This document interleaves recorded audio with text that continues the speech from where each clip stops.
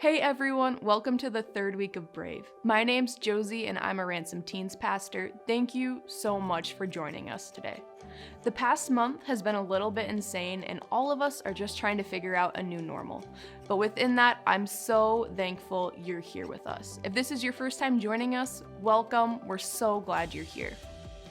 If you haven't heard yet, this Brave series came together with a whole bunch of different youth groups all spread out throughout Wyoming and South Dakota. So I know tonight we have Trailhead Youth, New Life Youth, Thrive Youth, Countryside Youth, LifeSpring Youth, Grace Point Student Ministries, Linwood Student Ministries, and of course, Ransom Teens. And if there's any other youth groups out there joining us in this series, welcome. And also, any person not tied to a youth group, we're so excited you've joined in. I hope all of you realize how amazing this is. The body of Christ coming together at a time of crisis is so wonderful to see, and I'm so blessed to be a part of it. Before we get started, if you haven't yet, please share this link with anyone you can think of. Also, if you're watching alone, I encourage you to watch with someone, whether that's a family member, a friend, or a small group. Watch this video with someone you can talk to. Last week, we were challenged by Pastor Sean asking if we are brave enough to testify. If you missed that message, you can find it under your youth group's YouTube page or under the Ransom Teens YouTube page. I don't know about you guys, but with all this time sitting at home in the past few weeks, I've had a lot of time to reminisce and really just think about my past and my childhood. A giant part of my childhood was being at church and serving at church. Some of the best memories I have come from kids' church or youth group, even lifelong friends I've met from different ministries and different opportunities to serve at church. I was the kind of student who would literally serve in any single area the church would allow. I loved it, it felt like a second home.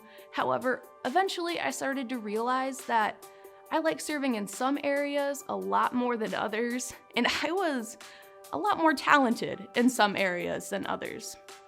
But there's one serving experience that just sticks with me to this day. When I was 14 years old, I got asked to be in the church's Christmas production, which of course was an amazing opportunity. I wasn't gonna pass it up. But growing up, I grew up in a really small church, so there were only so many people who were able to serve and help with this Christmas production. During our first day of practice, when everyone's getting their roles and finding out what's going on, I find out the production is a play, which is fine. Not much of an actor myself, but I'm there, I'm good for it. Then, a little bit later, I find out I'm playing a character whose name is Brandon. And I thought, well, it's a weird name for a girl, but I kind of like it, that's cool. And then I find out that Brandon is actually a 19-year-old male. And I was a small 14-year-old female.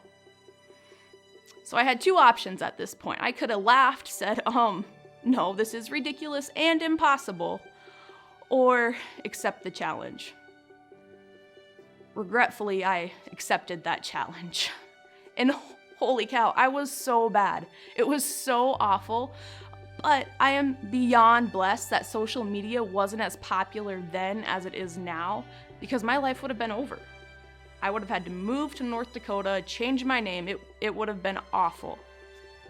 And even though my performance was incredibly cringy, and I had fake beard stained on my face for a few days afterwards, I look back at that memory and there's joy. I was willing and able to serve, and I did.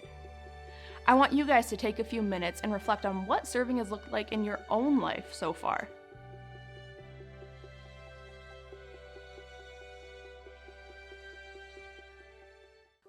So serving. I'm sure you may have just discovered there are so many different ways you can serve.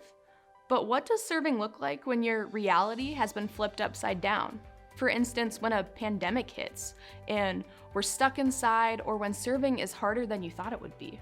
Why should you serve when your own life's going terrible? Maybe you lost someone close to you, or maybe you're struggling with fear and anxiety. Why should you serve? In the Bible, there's a story of someone named Esther. If you have a Bible, feel free to turn to Esther chapter 4. If not, you can follow along on the screen. While you're turning there, let me tell you a bit of the background of our story. Esther was a normal Jewish girl. She became an orphan at a young age, and she ended up being raised by her uncle Mordecai. When Esther was a young woman, she ended up becoming the queen, which is crazy in itself. Esther wasn't in line to be queen. In fact, the king had no idea who she was until he just saw her and decided he wanted Esther to be his queen. During Esther's time as queen, a decree was sent out declaring that on a certain day in the upcoming year, all throughout the kingdom, all the Jews would be destroyed. Esther was a Jew. Her friends and her family were Jews. And they were facing a future that looked incredibly dark with a lot of unknowns. Can you imagine this? One day, everything's normal, and the next, the leader of your country says that you, your family, your friends, can legally be attacked and killed, and there's nothing you can do about it. We're going to pick up the story in chapter 4, verse 13. Mordecai has requested Esther to help save the Jewish people, but she is slightly hesitant because if she goes before the king, she could die. Mordecai sent this reply to Esther: "Do not think for a moment that because you're in the palace, you will escape when all the other Jews are killed. If you keep quiet at a time like this, deliverance and relief for the Jews will arise from some other place, but you and your relatives will die. Who knows, perhaps if you were made queen for just a time as this." Then Esther sent this reply to Mordecai: "Go and gather together all of the Jews of Susa and fast for me. Do not eat or drink for 3 days, night and day. My maids and I will do the same. And then, though it is against the law, I will go in to see the king. If I must die, I must die." So Mordecai went away and did everything as Esther had ordered him. Esther was placed in a position that she didn't ask for. Esther didn't ask to be queen. And during this time, she had an option to stay in the palace. No one in the palace knew she was a Jew. She could have stayed in the palace, not said a word, and lived out her life as queen. But thankfully, that's not what Esther does. She realizes that she was placed in a position where only she could serve the Jewish people at this time. God uniquely positioned Esther so she could uniquely serve his kingdom. We're going to pause the video in a few seconds, and I want you to answer the question: where has God uniquely positioned you to serve? During this season, how might God have you in the perfect position to serve, even if it's difficult?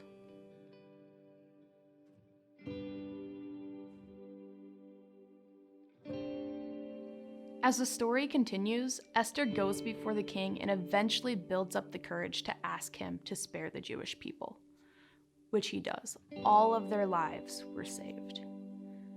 Take a minute and imagine being in Esther's position. Esther was around 14 years old when she became queen. You can only imagine the anxiety and the fear that she must have felt. Think back to when I was 14 years old.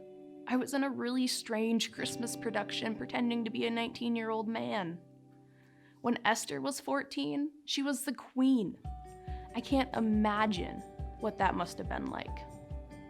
Similarly to the story of Esther, right now as a nation, and really as the world, we're in a state of unknown that none of us asked to be in. I certainly didn't ask for social distancing and quarantine, and I'm sure none of you did either. We're living in a world that is crippled with anxiety and fear, and we're facing a future that's filled with unknowns and questions.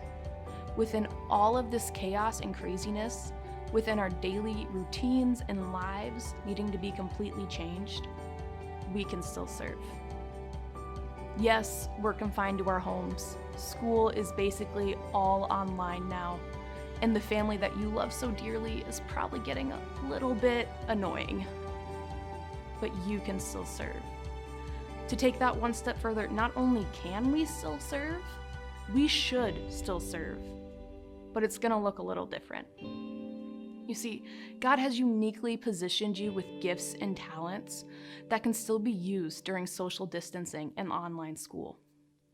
Romans chapter 15, verses 1 and 2 say, "Those of us who are strong and able in the faith need to step in and lend a hand to those who falter, and not just do what is most convenient for us. Strength is for service, not status. Each one of us needs to look after the good of the people around us, asking ourselves, how can I help? So for all of you watching right now, how can you help? How can you serve those around you? Maybe that means helping a sibling with homework, cleaning up the kitchen for mom and dad, or running to the store for the neighbor who can't right now.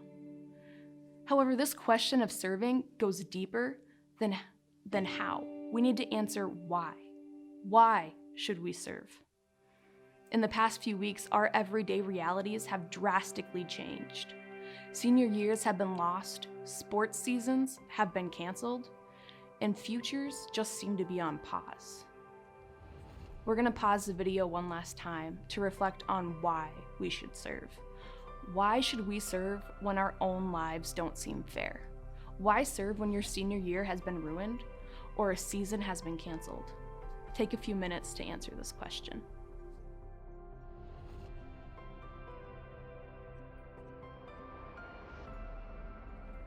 I really hope you just had a good discussion about why. Especially in a time like this, we as Christians are called to serve. The word Christian literally means little Christ. We're called to be mini Christs. And if you look at the life of Jesus, all he did was serve.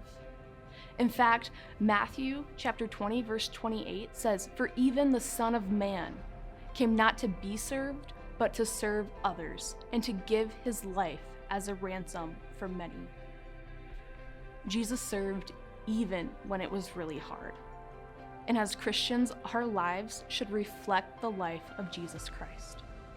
We are called to be servants. We are called to serve even when life is extremely hard and simply unfair. And every single one of us has been uniquely positioned with gifts and talents from the Heavenly Father to serve those around us. The last question I want you to think about and discuss is, are you brave enough to serve? Are you brave enough to serve even when it's difficult? Even when it's unfair? And please don't just answer yes, no, or maybe. Think about action steps or examples. How can you serve during this time? How can you use your unique position and gifts to serve those around you? You guys are so amazing. Thank you so much for joining us, and I can't wait to see you next week.